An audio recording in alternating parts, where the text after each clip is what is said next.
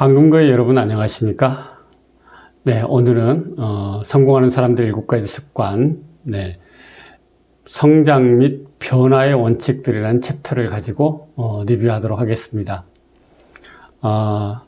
지난 시간에 원칙 중심의 패러다임을 통해서 우리 인간은 자신이 소중하다고 생각하는 가치를 중심으로 행동을 선택하고 그 행동에 대한 결과를 원칙이 지배한다는 이야기를 우리는 깨달을 수 있었습니다. 오늘은 이 성장과 변화의 과정에도 어떤 원칙들이 작동한다는 이야기를 스티븐 코비는 하고 있습니다. 제가 스티븐 코비의 책의 일부를 제가 여러분들에게 읽어드리겠습니다. 모든 생명체의 성장과 발달에는 반드시 순서에 입각한 몇 가지 단계들이 있다는 겁니다. 예컨대 어린이들을 성장을 바라보면 그걸 알 수 있다는 거죠. 먼저 뒤집고 또 앉기도 하고 기어다니기도 하고 그리고 난 다음에 비로소 설 수 있다는 것입니다. 그래서 이 모든 과정이 이 모든 단계가 그런데 불필요한 과정이냐, 그리고 이 각각 단계마다 시간이 필요하는데 그 시간마저도 대단히 중요한 시간이라는 사실을 이야기합니다. 그래서 그 중에 어떤 단계도 건너뛸 수 없다는 것이죠. 이런 것들은 어린이의 성장 과정에서와 똑같이 우리의 성품을 개발하는 데 있어서도 똑같다는 이야기를, 이런 원칙들이 적용이 된다는 이야기를 스티븐 코비는 하고 계시는 겁니다.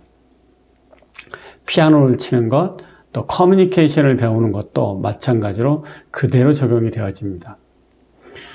저는 정말 커뮤니케이션과 관련해서는 제가 할 말이 많은데요. 저는 젊었을 때 한때 제가 이런 커뮤니케이션이 얼마나 중요한지, 또 훌륭한 커뮤니케이션을 하기 위해서는 어떤 것들이 필요한지 모를 때의 제 모습이 떠오릅니다.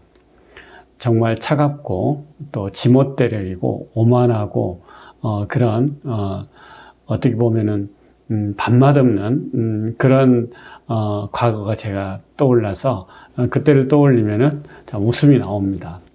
그러나 제가 차츰차츰 커뮤니케이션을 배우게 되고 경청이 중요하다는 사실을 알게 되고 경청을 배우기 시작하는데요.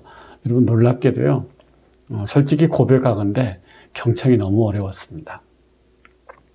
또 경청이 어렵다는 것은 두말할 나위도 없지만은 경청의 핵심은 또 공감 아니겠습니까? 공감은 정말이지 더 어려웠습니다. 저는 공감이 무엇이라는 것을 알고 난 다음에 정말 깜짝 놀랐습니다. 제가 전혀 공감 능력이 전혀 없었지는 않겠지만은 공감하려는 노력, 공감의 중요성을 모르고 있었기 때문에 상대에 공감한다는 것이 무엇인지를 모르고 살았다는 그 부끄러운 과거가 기억이 납니다. 그래서 차츰차츰 공감 능력을 키우기 위해서 정말 많은 시간을 썼는데요. 또 저 나름대로 노력을 기울였죠. 정말 7년이 지나고 난 다음에 공감의 중요성을 알고 난 다음 7년 지나고 난 다음에도 제 자신의 공감 능력을 점검해 봤더니 제가 만족한 수준에 도달하지 못하고 있다는 것을 솔직히 고백할 수밖에 없었습니다.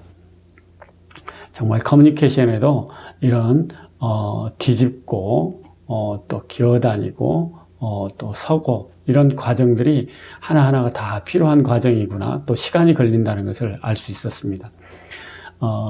스티븐 코비는 피아노를 치는 것이나 테니스를 치는 것도 마찬가지라는 것이죠. 테니스가 이제 초보인데 프로하고 테니스를 하면은 어떨까요? 그 자체가 결례이고 무의미한 거라고 할 수 있겠죠. 그렇죠. 그러나 우리는 아직 초보인 테니스 실력을 가지고 프로처럼 할 수 있다고 자극하고 또 동기부여하고 적극적인 사고를 하고 도전해보라고 하는 시도를 종종 하게 됩니다. 자, 그것은 그러나 원칙을 위배한 것이다, 이야기하는 것이죠. 그 속에서는 우리가 배울 게 없는 것이죠. 사실은 그 시간 자체가 우리의 어떤 시간을 낭비하는, 우리의 인생을 낭비하는 그런 시간이 될 수 있다는 이야기를 코비는 하고 있습니다. 이렇듯 이 성격 중심의 접근법의 호소력은 되게 매력적이긴 합니다. 빠르게 쉽고 빠른 방법으로 개인의 갖는 효과성과 어떤 인간관계의 윤택함을 누릴 수 있다라고 이야기를 하는 것이죠. 다시 말해서 자연 법칙의 어떤 과정이나 성장 없이도 같은 목적을 달성할 수 있다라고 꼬드기는 그런 어떤 기법들이 요즘 유튜브에 정말 많이 넘쳐납니다. 이것은 자연 법칙에 반하는 것으로 지름길을 찾으려고 시도하는 것 자체는 단지 실망과 좌절만 가지고 올 따름이라는 것이죠. 여러분, 인생의 지름길, 정말 부부관계의 지름길, 여러분 어떠십니까? 회사 생활에서의 지름길, 여러분 지름길을 알고 계십니까? 있는가요? 만약 있다라면은 그것이 독이 될 가능성이 되게 높죠. 아이들을 기르는 지름길, 이런 것들이 있을까요? 어느 날 아빠가 아이들과의 대화를 전혀 하지 않다가 어느 날 갑자기 대화를 시도하려고 하면서 아이들과 대화할 수 있는 지름길, 여러분 그런 거 있을까요? 네, 불가능하다고 볼 수 있겠죠. 빨리 이런 것들을 받아들일 때 우리는 원칙에 기초해서 차근차근 씨앗을 뿌리고 뿌리를 내리고 싹을 내는 과정들을 진행함으로써 결국에는 우리가 원하는 열매를 거둘 수 있다는 겁니다. 우리가 어느 분야에서 어떤 인간관계에 있었든 커뮤니케이션 능력에 있었든 어느 분야에 있었든 또는 어떤 영어 시험이라고 생각을 해봅시다. 내가 100점 만점인데 현재 20점 정도의 수준이다. 근데 만약에 내가 70점을 얻고 싶다. 그러면 우리는 반드시 30점, 40점, 50점대를 통과해야지만이 그 70점에 도달할 수 있는 것이죠. 만약에 이런 것들을 상관없이 이런 것들을 통과하지 않고도 단박에 100점을 받을 수 있다고 이야기하는 것들, 쉽게 100점을 받을 수 있는 지름길이 있다고 이야기하는 것들, 이런 것들은 우리가 다시 원칙이라는 패러다임을 가지고 점검해 볼 필요가 있는 것이죠.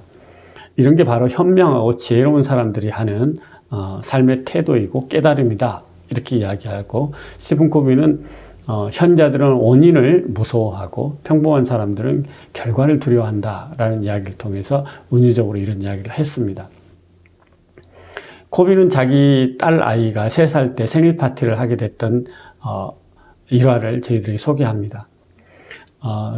가족들이 방문을 했고 또 아이들도 함께 방문을 했겠지 않겠습니까?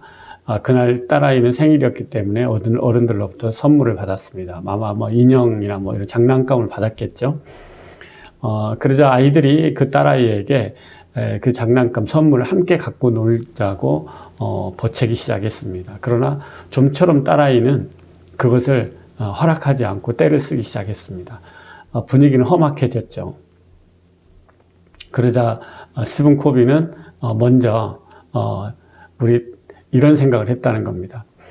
저걸 아이들과 함께 같이 나누어서 함께 놀면은 모든 게 평화로워질 텐데 우리 아이가 떼를 쓰고 있다, 이렇게 생각했다는 겁니다. 그래서 달래도 받고 또는 맛있는 껌을 사주겠다고 유혹도 해봤지만 소용이 없었고, 그러자 협박을 했고, 그리고 결국에는 안 돼서 아이를 다른 방으로 데리고 가서 울리고 말았다는 겁니다. 이 경험을 코비는 고백을 하면서 자기가 정서적으로 얼마나 미숙했는지를 고백합니다. 아이는 정말 새롭게 받은 그 선물에 대한, 이 장난감에 대한 충분한 소유를 경험하기 전까지는 다른 사람들과 그것을 나누어서 함께 공유할 만한 마음의 준비가 안 돼 있는 그런 아이였던 것이죠. 정말 미숙했던 것은 아이가 미숙한 것이에요. 아이는 그런 발달 과정에 있었을 뿐이고, 진짜 미숙했던 것은 아빠인 코비였다는 사실을 통렬한 마음으로 고백을 하는 겁니다. 그래서 코비는 이런 이야기를 합니다. 내 자신의 수준이 낮다 보니 상대에게 더 높은 기대를 하게 된다는 거예요. 높은 수준의 기대를 한다는 겁니다. 우리가 삶을 살다 보면은, 저 사람이 정말 이렇게 해야 되는데, 저 사람은 좀 문제가 있는 것 같아. 저 사람은 이렇게 해야 되는데, 왜 저렇게밖에 못하지? 이런 시각을 갖는 경우들, 제 자신도 그런 경우가 참 많았었고, 내 주변을 봐도, 어떤 불평과 불만, 관계에서 불편을 이야기하시는 분들은 대부분 그렇게 이야기합니다.